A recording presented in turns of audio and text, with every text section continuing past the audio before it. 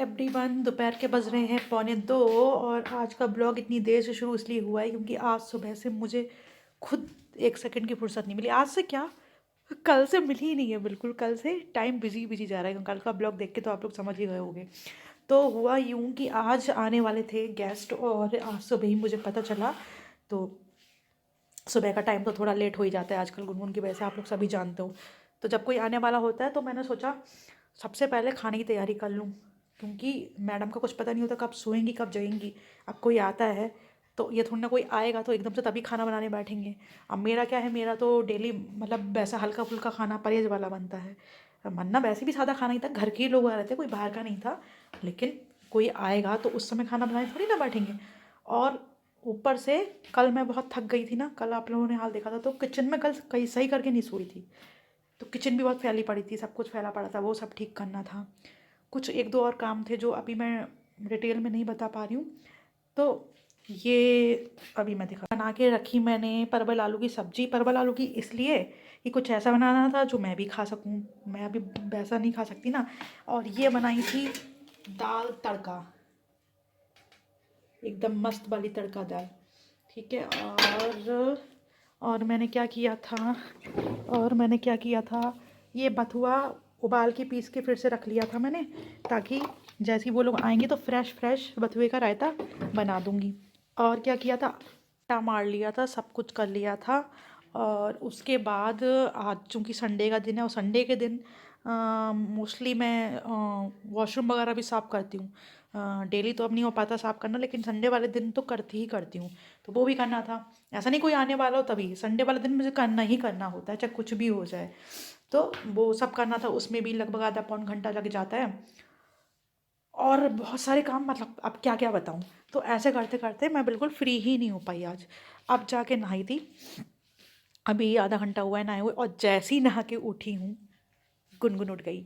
अब बस अपना बस रोटी अब। और हुआ क्या, जो मेन बात बताना तो भूल ही गई।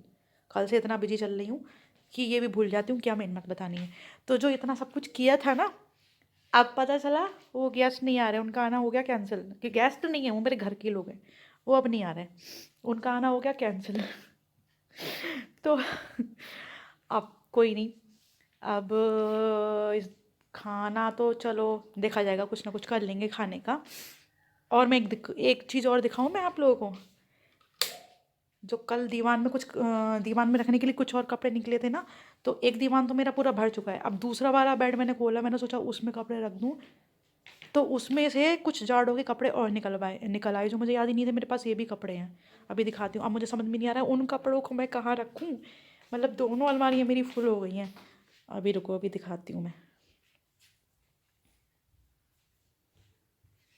कहाँ गए कहाँ गए, ये देखो, ये ये और निकल आए जाड़ों के कपड़े मेरे।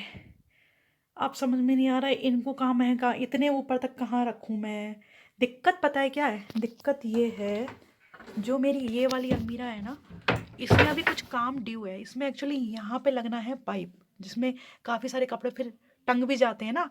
और ऊपर इसमें कंसीलर लगनी रह गई है, देखो वो तार लटके हुए हैं ना, ये काम ड्यू है।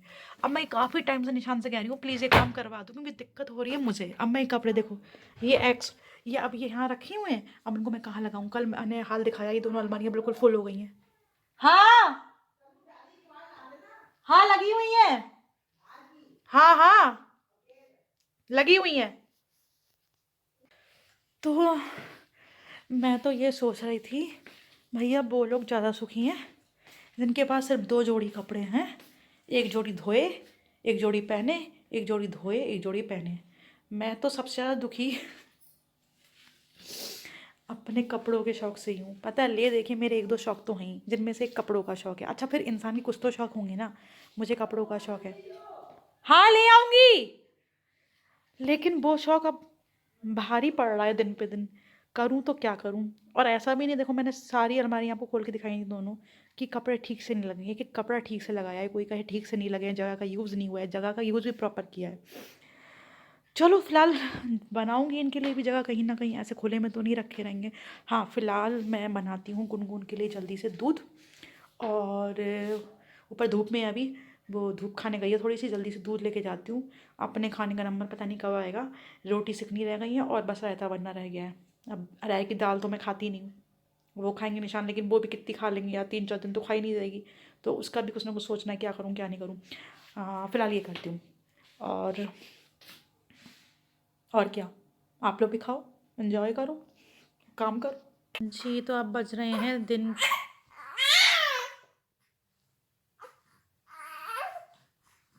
6:30 बज रहे हैं। इतना ही बता पाऊंगी क्योंकि उधर से आवाज़ आ चुकी होगी आपको। मैडम आवाज़ दे रही है कि उनकी पहले सुनी जाए। वैसे रो नहीं रही है, बातें कर रही है। अभी देखो ये अपनी लैंग्वेज बातें कर रही है। क्या बोल रहे हो, क्यों चीख रहे हो, बोलो। चलो भैया पहले इनकी सुनिए। ये देखो कितने प्यार से छो रही है, और देखो खोल ली इसने आंखें।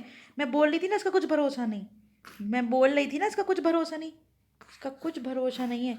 और पता है क्या, आजकल विंटर्स शुरू हो गए ना, तो धूप खा रही है ज़्यादा, क्योंकि भैया इस समय धूप देना बहुत ज़रूरी है। क्योंकि कुछ टाइम बाद पता नहीं धूप भी निकले या नहीं निकले, कोहरा वगैरह जब ज़्यादा होने लगे तो कलर इनका थोड़ा डल सा हो गया है। पर कोई नहीं, ये सब तो लगा रहता है। बच्चे स्वस्थ होना ज़्यादा ज़रूरी है, स्वस्थ होना ज़रूरी होता है। कलर तो गर्मी में फिर से साफ हो जाएगा। तो बस यही था कि पिछले 2 घंटे से बस इन्हीं के साथ हूँ, और सोचते सोचते सोचते कंफ्यूज हो गई कि आगे का ब्लॉग अब शूट करूँ या नहीं करूँ। तो आज खाना का क्या बताऊँ, खाना तो आप लोग को बता ही चुकी हूँ, खाना सारा का सारा बचा हुआ है। पर पता है क्या, मेरा इच्छा नहीं करती दोबारा वही बचा हुआ खाना खाने की। मतलब एक बार को मैं, ऐसा नहीं है, खाना देखो फेंकना नहीं चाहिए, अन्न का अपमान कभी नहीं करना चाहिए। कहीं ऐसे लोग हैं जिनको खाना मिल तक नहीं रहा और हम उनका अपमान करें, लेकिन दोबारा वही चीज़ नहीं खा मिलती, भले नेक्स्ट डे खा लेंगे, क्योंकि जाड़ों में ख़राब तो होता नहीं। तो मैं बड़ा कंफ्यूज हो रही थी, अब मैं करूँ तो क्या करूँ, क्या बनाऊँ क्या नहीं बनाऊँ, क्योंकि ये अब 8:30 बजे तो जाके सोई हैं। अब मैं बेड से उठूँगी, और आज जो थोड़ा सा बीपी लो भी है मेरा, बोलने में नहीं लग रहा होगा, है कुछ प्रॉब्लम मेरे को पता है मुझे क्या प्रॉब्लम है, कुछ दिक्कत है मेरे को। तो आज मैं थोड़ी सी ना चीटिंग करूँगी खाने में, थोड़ी सी चीटिंग चीटिंग ये करूँगी। आज देखा जाए पूरे दिन ही चीटिंग हो गई, आज मेरा पूरा परहेज टूट गया। क्योंकि वैसे आपको पता ही है, दालों में मैं खा रही हूँ मसूर की दाल या वही मूंग की दाल, पर आज मैंने अरहर की दाल खा ली। लेकिन फिर भी मैं बहुत कंट्रोल रखती हूँ अपने आप पे। सोचो इसका जन्म हुआ है जब से, मतलब 2 महीने से ऊपर हो गए, 2.25 महीने लगभग, तब से मैंने छुई नहीं है अरहर की दाल। मतलब 10-15 दिन तक तो हर कोई परहेज करता है, पर मैंने टच नहीं करी है। हालांकि मुझे उससे कोई नुकसान नहीं होता, ना मुझे गैस बनती है, पर मुझे ये लगता है कि इस बच्चे को मेरी वजह से कुछ प्रॉब्लम ना हो।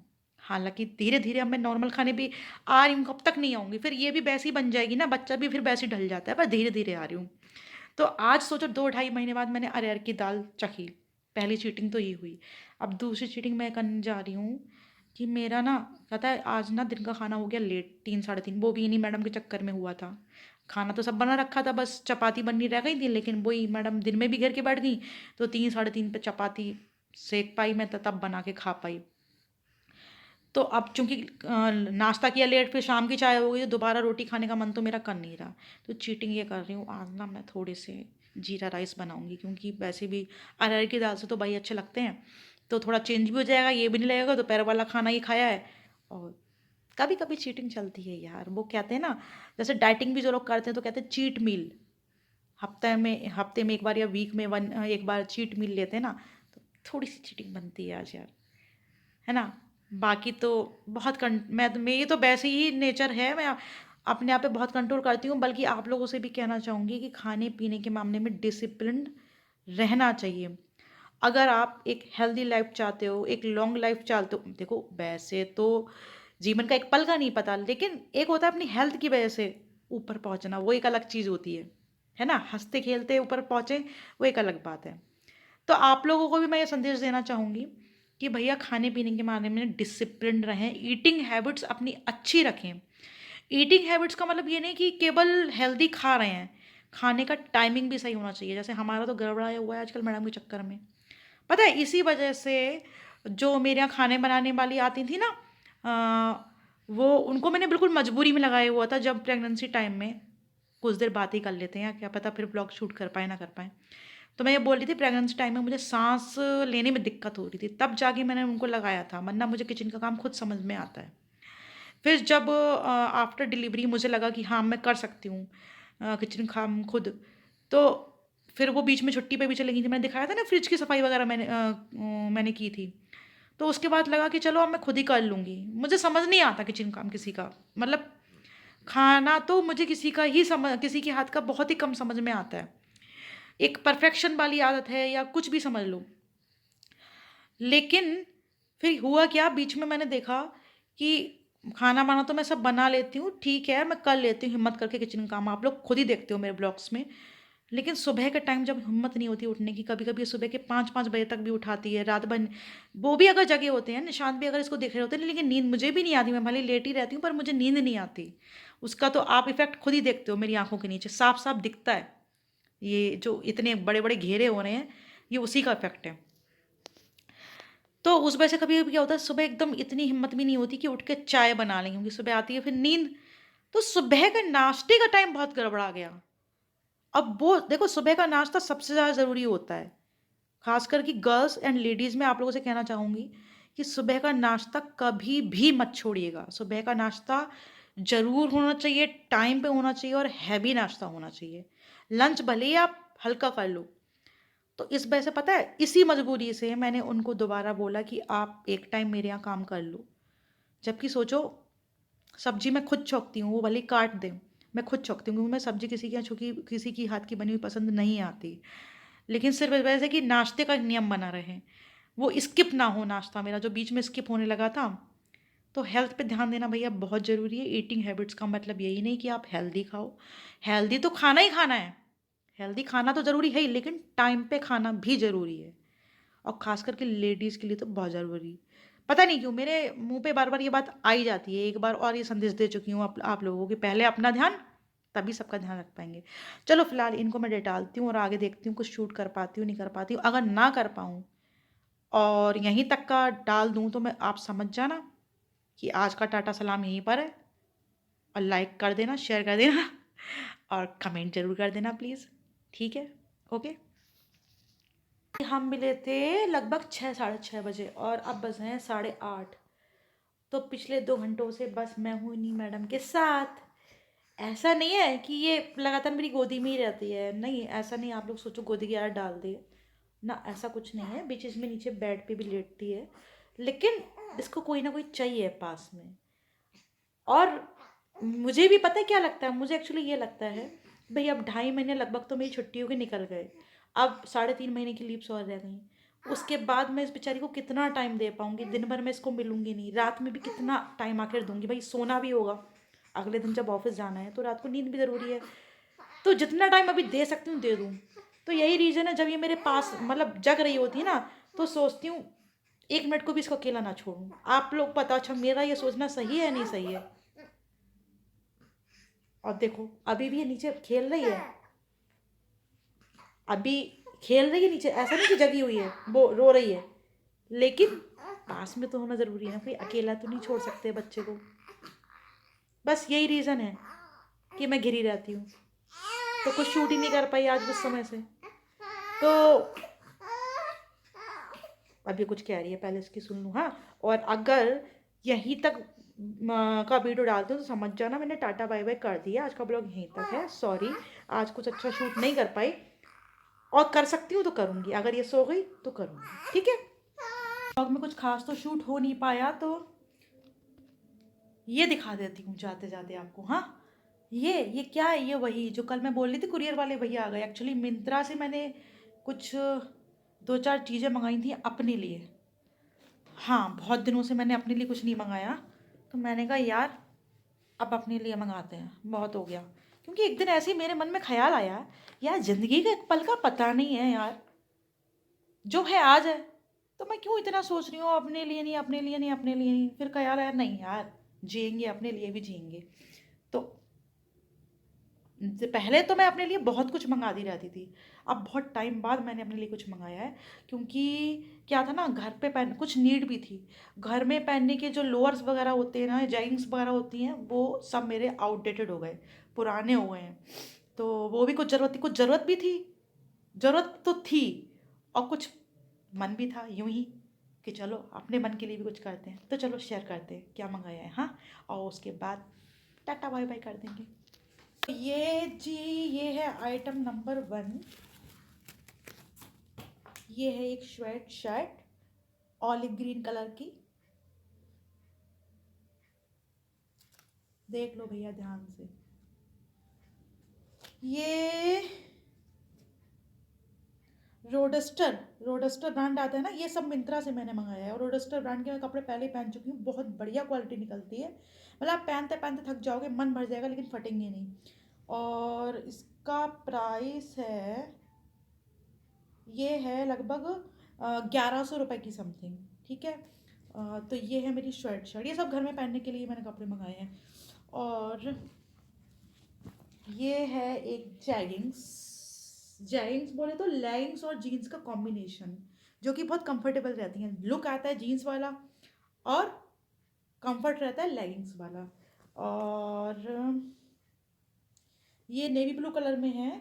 इसका प्राइस है 1600 समथिंग। और क्या, पहनेंगे तब दिखाएंगे।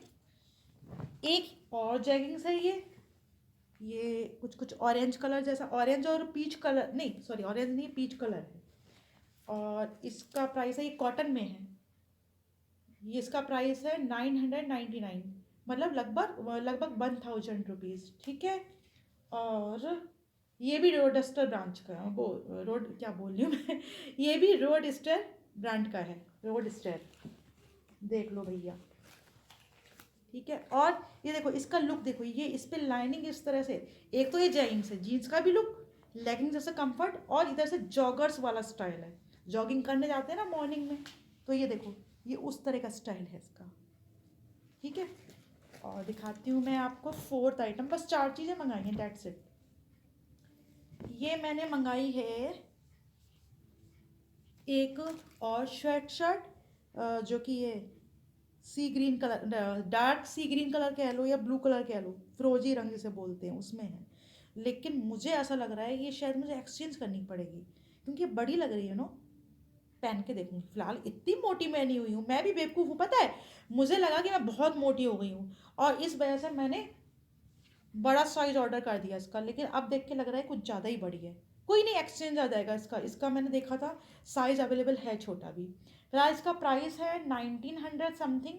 और ये भी वही रोड स्टेयर ब्रांच क्यों बोल रही हूँ यार मैं बार बार ब्रांड को, क्या मुझे अपनी ब्रांच याद आ रही है। अरे यार कनू, अभी 3.5 महीने हैं ब्रांच जाने में। तो ये रोडस्टर ब्रांच नहीं, ब्रांड की है।